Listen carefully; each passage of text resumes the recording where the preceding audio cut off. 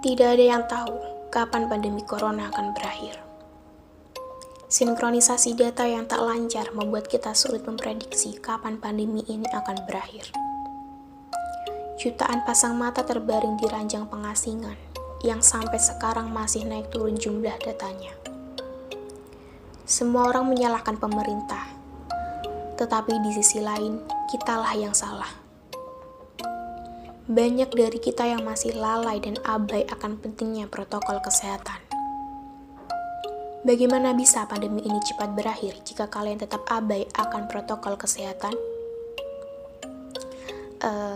Itu adalah sedikit penggalan dari pengantar atau takarir yang aku tulis untuk sebuah video yang ditugaskan untuk mengisi acara kelas meeting. Anyway, halo, assalamualaikum warahmatullahi wabarakatuh. Salam sehat, salam kuat, dan salam produktif untuk kita semua. Selamat menjalani hari buat kalian dan teman-teman semua yang sekarang mendengarkan suaraku atau melihat videoku sekaligus. Perkenalkan, aku Lokavita Yunita Putri.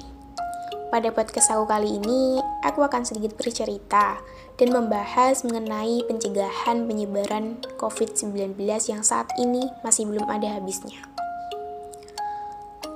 Kurang lebih sudah 1 tahun ya, kita masih berada di tengah-tengah masa pandemi ini. Kita sebagai pelajar harus bisa berupaya untuk pencegahan penyebaran COVID-19 ini dengan cara belajar di rumah, tidak berkerumun, dan keluar rumah jika ada perlu yang penting, ya kan? Nah, siapa nih yang sudah melakukan vaksinasi? Pasti sebagian besar ada yang sudah melakukan vaksinasi. Meskipun kita sudah melakukan vaksinasi, kita tetap jaga dan menerapkan protokol kesehatan. Itu juga upaya pencegahan penyebaran COVID-19 loh. Dan tidak itu saja yang merupakan upaya pencegahan penyebaran COVID-19 itu. Apa saja sih upaya-upayanya? Nah, sebelum itu, menurut kalian apa sih virus COVID-19 itu? Pasti kalian sudah tahu ya, apa itu virus COVID-19. Menurut bacaan atau artikel yang aku baca di internet, menurut ahli virus atau virologis Richard Sutejo, virus corona penyebab COVID-19 yang memiliki morbiditas dan mortalitas yang lebih tinggi akibat adanya mutasi genetik dan kemungkinan transmisi interspesies. Virus ini seperti halnya pendahulunya MERS dan SARS, mematikan karena menyerang paru-paru dan menimbulkan acute respiratory distress syndrome yang membahayakan nyawa penderita sehingga memerlukan ventilator untuk bertahan hidup.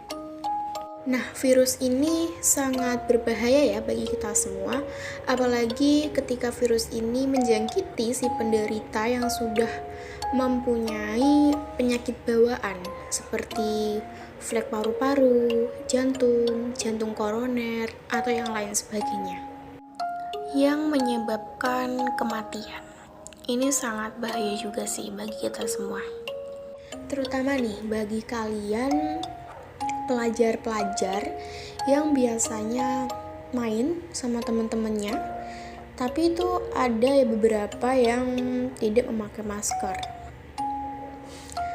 Ada yang tidak menjaga jarak, selalu berkerumun dengan teman-temannya yang tidak ada yang berfaedah gitu. Di sini kita dianjurkan untuk mencegah penyebaran virus COVID-19 ini. Tapi kalau kita dengan cara main seperti ini, keluar rumah tanpa adanya tujuan yang sangat penting banget ya, ini termasuk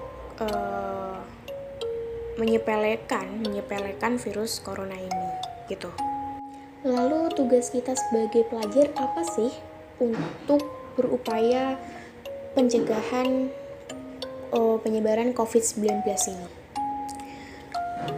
Sebenarnya banyak pelajar-pelajar seperti kita atau mahasiswa, kakak mahasiswa, mahasiswi bisa berupaya melakukan pencegahan penyebaran virus COVID-19 ini dengan selalu jaga jarak aman dari orang lain meskipun mereka tidak tampak sakit. Nah, biasanya ini ada ya orang yang sudah terjangkit virus COVID-19 tapi tidak ada gejala sama sekali. Itu yang harus dihati-hati kepada kita semua ya. Nah, selanjutnya masker. Kenakan masker di ruang publik, terutama di dalam ruangan atau jika pembatasan fisik tidak dimungkinkan. Nah, kenakan masker ketika kita sedang berada di luar ruangan atau di dalam ruangan, kecuali di rumah ya. Nah, itu biasanya kita berpergian ya, kita bisa berpergian di pasar, kantor, kita sudah bekerja ya, atau sekolah mungkin gitu kan. Kita harus kenakan masker supaya mengurangi penyebaran COVID-19. Lalu cuci tangan secara rutin, gunakan sabun dan air atau cairan pembersih tangan berbahan alkohol. Nih, biasanya kalian ketika setelah keluar dari rumah atau lagi berpergian ya, biasanya di tempat-tempat umum ada benda yang sering dipegang oleh siapapun seperti gagang pintu dan lain sebagainya ya kan. Itu biasanya virus menempel pada benda yang kalian pegang dan lalu kamu pegang benda itu dan virus itu menempel di permukaan tangan kalian. Jadi setelah keluar rumah atau berpergian dari rumah, kalian harus mencuci tangan atau memakai hand sanitizer. Dan selanjutnya, ketika kita tidak enak badan, seharusnya kita di rumah saja sampai keadaan kita kembali fit lagi gitu. Dan ketika saat batuk atau bersin, tutup mulut dan hidung dengan lengan atau tisu. Jadi virus yang kalian keluarkan dari batuk atau bersin itu tidak menempel pada benda-benda di sekitar kalian atau teman yang berada di dekat kalian. Berolahraga dan juga istirahat yang cukup, mengonsumsi makanan bergizi, dan menjaga imunitas tubuh. Nah, dan itulah upaya pencegahan penyebaran virus COVID-19 yang bisa kita terapkan kepada diri kita sendiri atau kepada orang lain. Nah, virus corona adalah virus yang benar-benar baru. Berbagai hal menyoal virus ini, sifatnya masih sementara. Namun sebagai makhluk yang diberi kemampuan beradaptasi, manusia bisa lebih bersiap akan situasi-situasi yang tidak ideal.